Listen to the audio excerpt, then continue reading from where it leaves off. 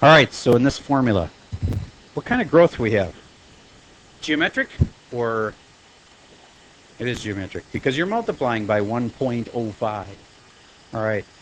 I want to give you instead a sequence that's just numbers, and you tell me what's happening. And don't say it, write it in a formula.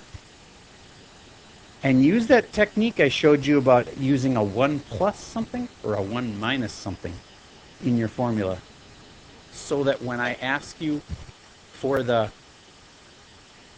decay rate that you won't mess it up. Okay, I'm going to pause for a second and give you a chance to do that.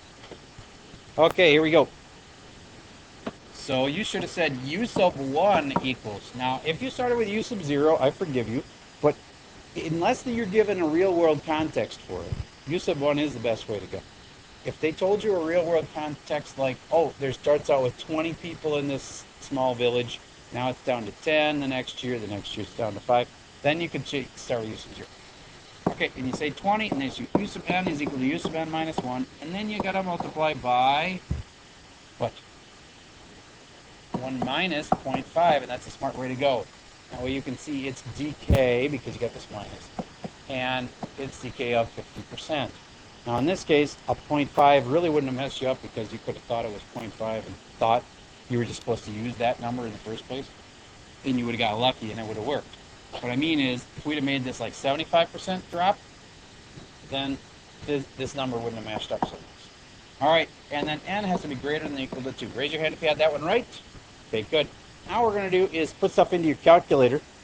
I'd like you to put this exact sequence into your calculator and tell me what the 20th term would be. The 20th term. Whenever they ask it that way, you want to start with u sub 1. The 20th term. I'll pause for a minute while you get that in.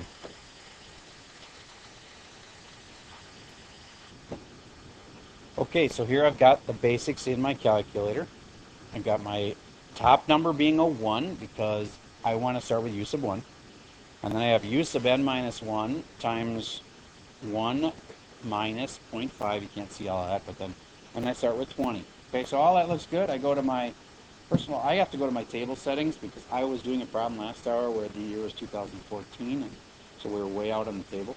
We'll get there today too, but now I'm changing my table settings to 1, and then I'm going to go over to my table.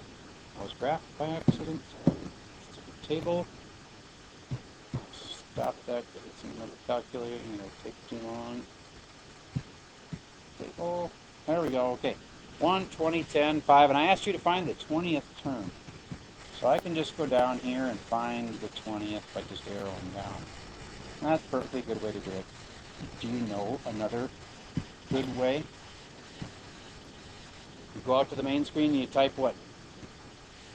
U parentheses 20. Yeah, U sub 20 on the main screen. They will tell you the same answer. Now this is 3.8 and it says E negative 5. Means move the decimal. Which way? To the left. How many spots? 5 spots. So you put basically 4 zeros in front of the 3.8. So it would look like this. 20. 0, 0, 0, 0, 3, 8. So it gets really small if you cut something in half over and over and over and over and over. All right. Now I want to change the numbers for this real-world problem, and we're going to make it a real-world problem. Go to the y equals, and this real-world problem is about a car. I have a car right now that is worth $4,800, and I'm going to say that it drops 5% per year in value. That's very realistic that it's going to drop. Not many cars actually go up in value over time. They usually drop in value because there's something called depreciation. Basically, the car gets older and rustier and not as nice, and pretty soon people don't want it anymore, and it's not worth very much. So it started at $4,800, and how many of you remember to change this to a 0 at the top? Excellent, it's almost everybody. And then I'm changing this to, instead of going down 50%, I'm going to change it to 5%. 0.05 0.05.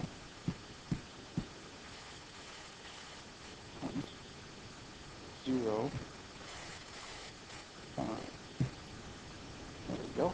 And then It's a $4,800 car right now. And now if I go to my table, I see my car. That's the like way out in the table. Not worth very much by then. All right. So there's my $4,800 car. I'm really sorry. This program is so slow. It's very frustrating because it gets so far behind. And it just keeps going. After I stop touching the board, it's still moving. Okay, so 12 years later, it's worth $2,500, etc. All right, let's say that this wasn't a car, though. Let's say this was a house. Generally speaking, over time, houses have gone up in value.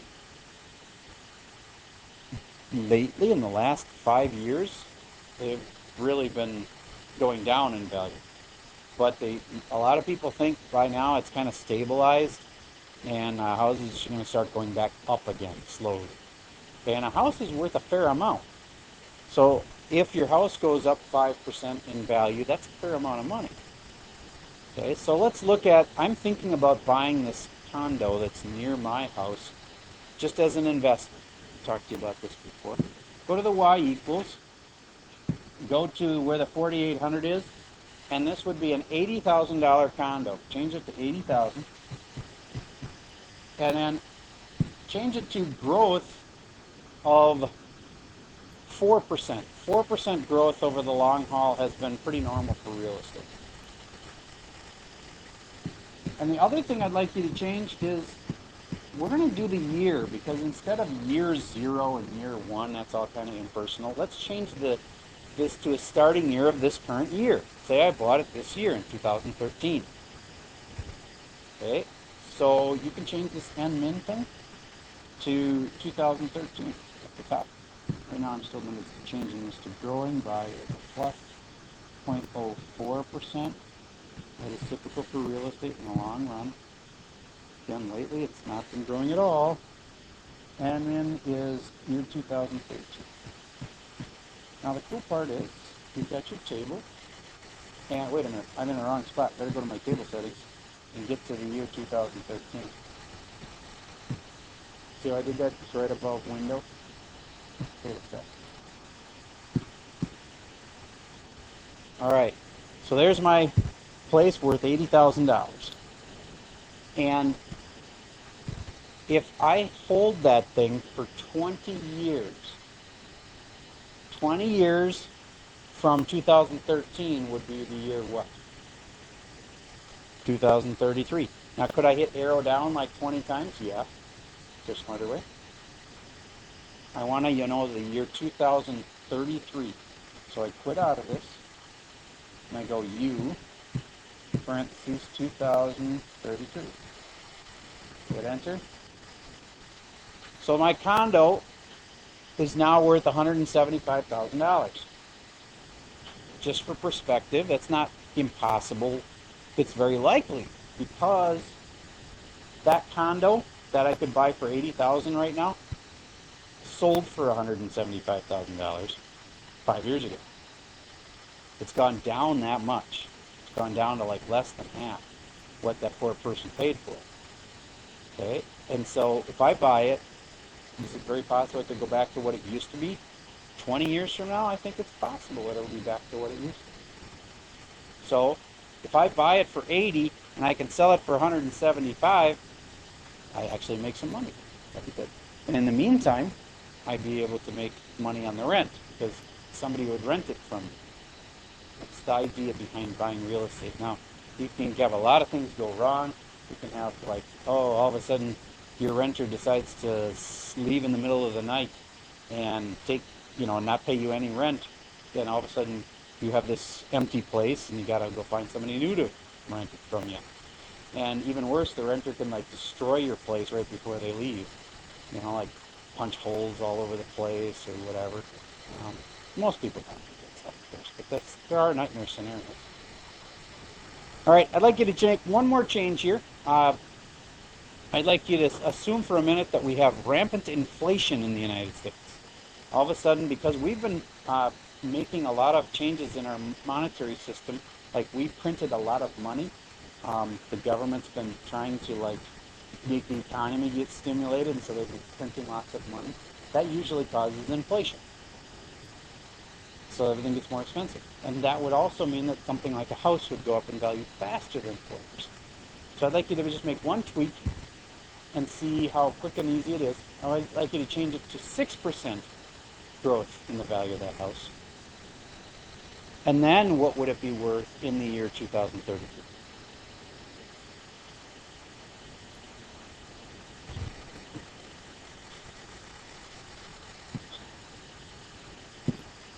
It's true.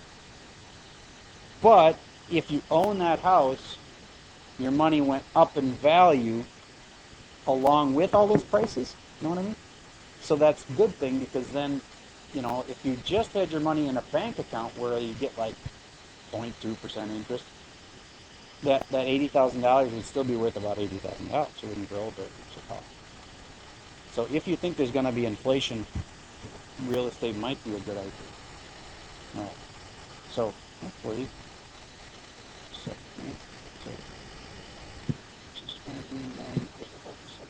there we go.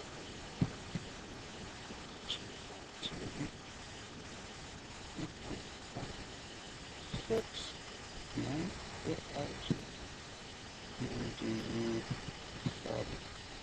2033. And that $80,000 is all of a sudden worth $256,000.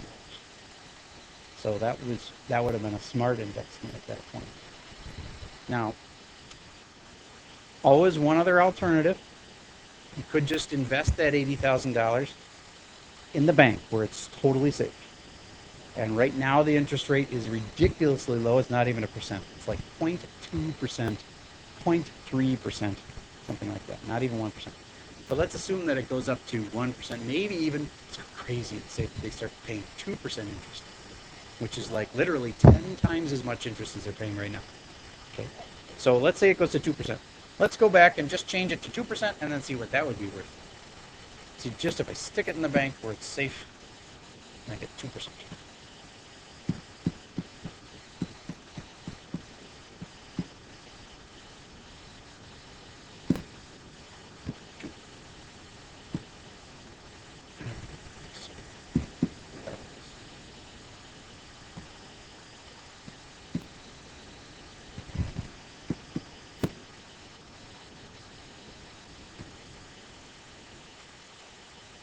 So you got half as much money, but it was really safe. So you're really pretty much sure to have that much money. Now there is risk. There's risk anytime you buy stocks or you buy a house or whatever. There's risk. There's a risk that something bad's going to happen. You throw it in the bank and you pretty much, bad things don't happen unless the whole economy collapses, and then the government is in trouble too. So even the government guarantees on a bank account wouldn't be worth much if the whole government goes out of business. All right. Next, let's talk about your test. And here's some words you need to know. Do you know the word geometric? It means you're doing what each time? Okay. Do you know the word arithmetic? You're adding each time. Okay. Let's say in a problem like this, in the middle of the problem, you're multiplying by that. What's the growth factor? The 0.04, which is what percent? 4%. This is also known as something else. Common ratio. Very good. If you're multiplying by 1.04, that's the common ratio. What about in this formula?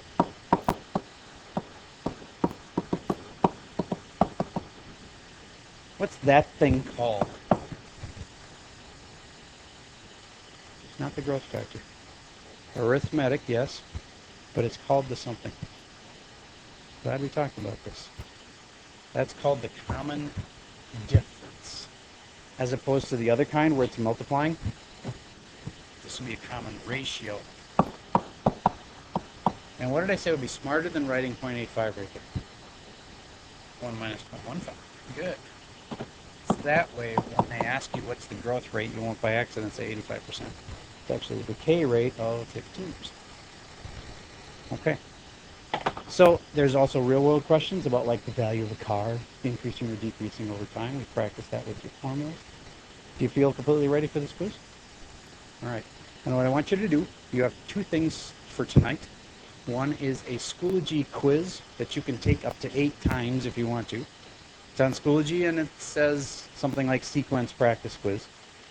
Okay, find that one, take it. It's got just a few problems. It's short, and it'll give you an idea if you're doing the stuff right. And then there is a worksheet, and I want to take a second right now to show you the Schoology app. When I asked in my last hour, only one kid in the whole room was using the Schoology app. The Schoology app is a way slicker way to get into Schoology than doing the single sign-on thing. It's way nicer. You're going to like it way better. So everybody please for a second right now find the Schoology app. You can take the quiz on Schoology through the Schoology app. If you can't find your Schoology app, just swipe way to the right and find Schoology. So you just do a search for Schoology.